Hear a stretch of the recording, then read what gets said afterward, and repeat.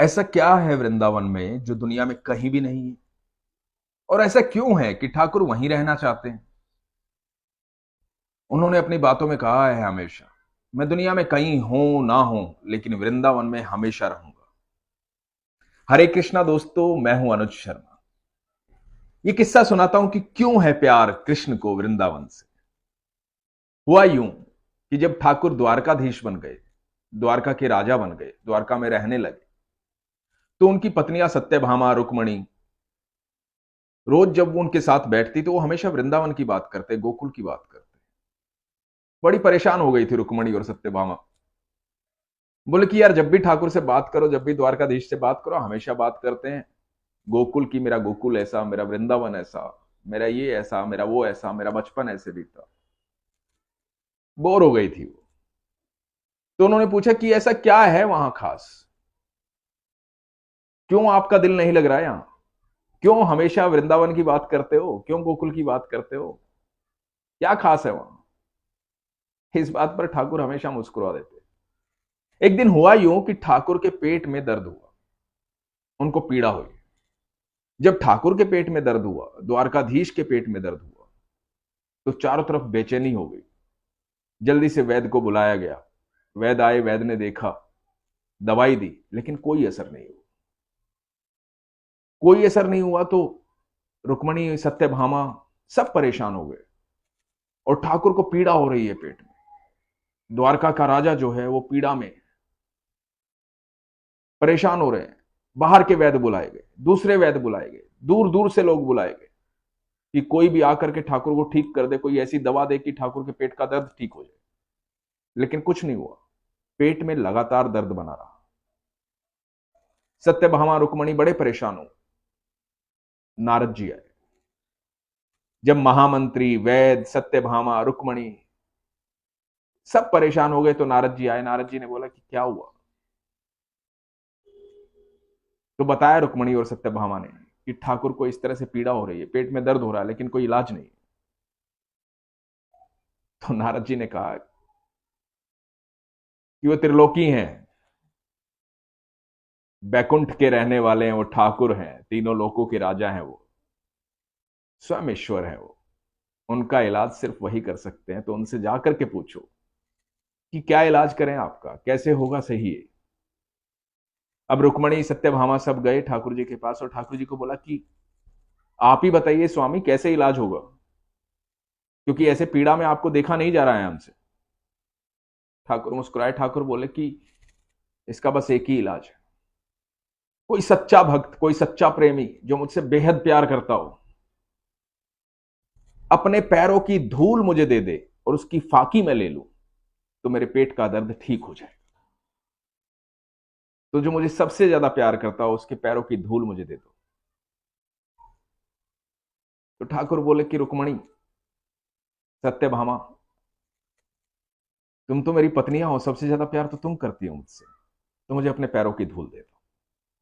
सत्यभामा और रुक्मणी घबरा गई ये बात सुनकर के, बोले नहीं स्वामी, ऐसा कैसे कर सकते हैं, ऐसे कैसे आपको पैरों की धूल दे सकते हैं, अपने स्वामी को, अपने पति को, परमेश्वर को कैसे दे सकते हैं? ऐसा तो नहीं कर सकते, ये पाप हमसे ना होगा। महामंत्री जो थे वो भी ठाकुर से बहुत प्यार करते थे। महामंत्री को बोला गया, महामंत्री ने भी मना कर दिया कि नहीं, मैं ऐसा नहीं कर सकता, मैं क्यों नरक भोगू, मैं अपने स्वामी को कैसे अपने पैरों की धूल दे सकता हूं। महल में सबने मना कर दिया, सबने मना कर दिया। जब सबने मना कर दिया तो मुनादी करवाई गई, पूरे द्वारका में मुनादी हुई कि ठाकुर को प्यार करने वाला कोई सच्चा प्रेमी अपने पैरों की धूल दे दे, तो ठाकुर जो है वो पीड़ा में है, वो ठीक हो जाए। अब ये मुनादी हो रही है पूरे द्वारका में, चारों तरफ सब सुन रहे हैं, लेकिन किसी की हिम्मत नहीं है अपने पैरों की धूल ठाकुर के लिए देने के लिए कि उनके पैरों की धूल आएगी और ठाकुर फाकी मारेंगे, तब ठाकुर ठीक होंगे। ठाकुर की पीड़ा जो है वो बढ़ती जा रही है, बढ़ती जा रही है। अब महल में परेशानी बन गई है, क्या करें, क्या करें, समझ में नहीं आ रहा है। ऐसा कोई भक्त नहीं है जो अपने पैरों की धूल देना चाहता हो। सब परेशान बैठे हैं। नारद जी आते हैं। नारद जी कहते हैं कि क्या हुआ? रुक्मणी, सत्यभामा सब बताते हैं कि स्वामी ने इलाज बताया, लेकिन ऐसा इलाज बताया कि जो संभव नहीं है। उन्होंने कहा कि कोई सच्चा भक्त अपने पैरों की धूल दे दे, लेकिन ऐसा हम तो नहीं कर सकते। और हमने मुनादी करवाई पूरे द्वारका में, लेकिन सबने मना कर दिया, ऐसा हो ही नहीं सकता। कौन देगा ऐसे? कौन चाहेगा नरक में जाना? कौन पाप करेगा ऐसा कि अपने पैरों की धूल भगवान को देगा, कृष्ण को देगा, ठाकुर को देगा, परमेश्वर को देगा, तीनों लोकों के स्वामी को देगा? कौन देगा? किसी के वश की ये बात नहीं है। नारद जी ने कहा कि ठीक है, कोई बात नहीं, एक काम करो, एक बार गोकुल वृंदावन जाकर के कोशिश कर लो, हो सकता है वहां कोई ऐसा प्रेमी हो इनका। ये बात सुनकर के महामंत्री जो है अपना रथ लेकर के निकल पड़े गोकुल की तरफ, वृंदावन की तरफ। यहां गोपियां जो हैं गोकुल में तालाब पर अपने कपड़े धो रही थी। उन्होंने देखा कि दूर से पताका दिखाई दे रही है, एक रथ चलता हुआ आ रहा है। उन्होंने देखा कि ओह, ये तो शायद द्वारका का रथ है, ये तो ठाकुर के यहां से आया है। तो सबको लगा कि ओह, लल्ला आ गया है, कान्हा आ गया है, कृष्ण आ गए हैं। सब चिल्ला पड़ी खुशी से, दूर से रथ देख रही हैं और खुशी से झूम रही हैं, नाच रही हैं कि हमारा ठाकुर आ गया है, हमारा लल्ला आ गया है। कोई बोलती अरे अरे देखो, वो कालिया लौट आया, मना कर रहा था नहीं आऊंगा, देखो आ गया। अरे देखो नटखट आ गया है, देखो गवाला आ गया है। तरह तरह के नामों से पुकार रही हैं और झूम रही हैं, खुश हो रही हैं सिर्फ रथ देखकर, पताका देख करके। जब रथ करीब आता है तो देखती है कि उस पर तो महामंत्री हैं, दो सैनिक हैं। बोलती कि कहां है वो? अरे वो छलिया कहां है, वो कालिया कहां है वो कान्हा? अरे मेरा कृष्ण कहां है, बताओ। बरसों बीत गए, उसकी शक्ल देखे, उसकी सूरत देखे, कहां है वो, बताओ। महामंत्री देखते हैं कि इस तरह से तो द्वारकाधीश को कोई भी नहीं बुलाता। महामंत्री बोलते हैं कि मैं इसलिए आया हूं क्योंकि उनके पेट में बहुत दर्द है, बहुत पीड़ा है। उनके पेट में इतनी पीड़ा है कि उसका कहीं इलाज नहीं है, सिर्फ एक ही इलाज है। वो इलाज ये है, बस इतना सुनाई था कि बीच में टोक दिया कि ठाकुर को पीड़ा है, दर्द है, इलाज बताओ, जल्दी से इलाज बताओ, क्या इलाज है? महामंत्री ने कहा कि इलाज ऐसा है कि संभव हो नहीं पा रहा है।